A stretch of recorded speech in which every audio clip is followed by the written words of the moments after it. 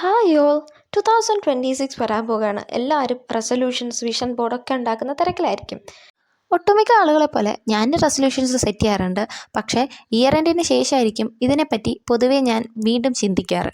ഇത്തവണ അങ്ങനെ ആകാതിരിക്കാൻ നേരത്തെ തന്നെ റെസൊല്യൂഷനും മൈൻഡും ഒക്കെ സെറ്റ് ചെയ്ത് വെച്ചിട്ടുണ്ട്.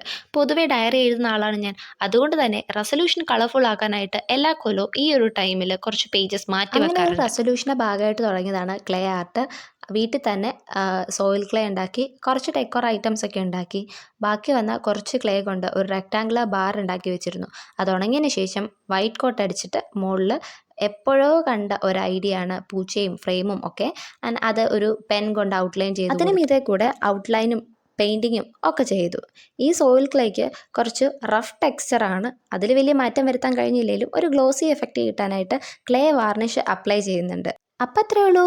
കളയാൻ വെച്ചിരുന്ന ക്ലേ കൊണ്ട് ഒരു ചെറിയ ഡെക്കോർ ഉണ്ടാക്കി. ഇഷ്ടമായെങ്കിൽ ലൈക്ക് ചെയ്യാൻ മറക്കല്ലേ. And do subscribe. ബൈ.